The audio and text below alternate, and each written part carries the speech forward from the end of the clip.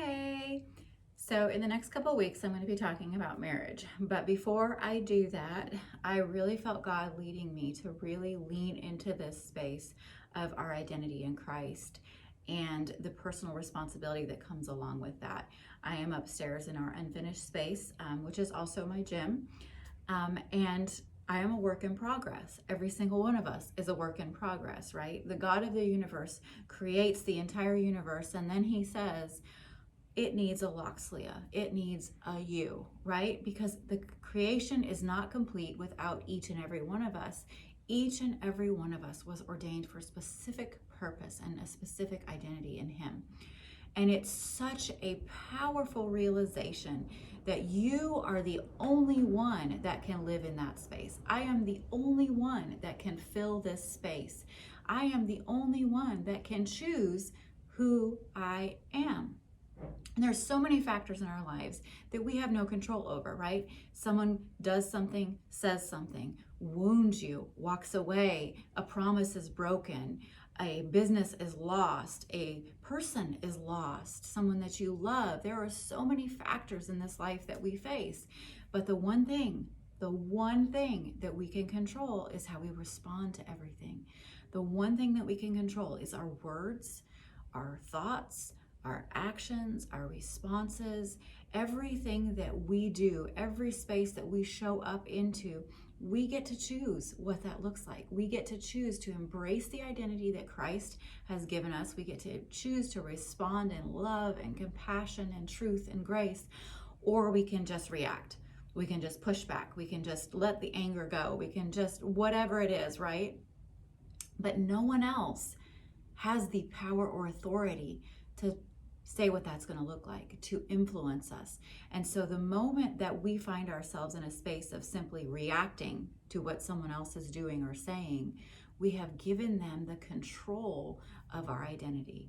And we have the power to take that back one choice at a time. We have that power to say, this is who I'm going to be. I'm going to be a wife that is crazy about my husband, that pursues him, that speaks with honor and truth over him, that loves him, that seeks to meet every single need that he has. I'm going to be a mom that is present with my children, that's compassionate, that is strong, and that speaks the truth of Jesus over them and who they are, and that builds them into the character that God has created them to have.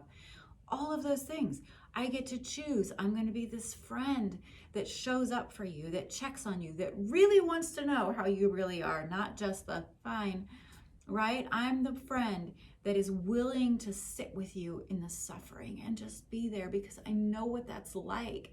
And I promise you that he has more. I am the person that wants to partner with you to help you find your greatest life and your strongest health and your happiest marriage and all of those things, right? Because you were created for so much more. And I believe that so deeply for each and every one of us. But I get to choose that. It doesn't matter what anybody around me is doing or saying or how I've been hurt by someone else's words.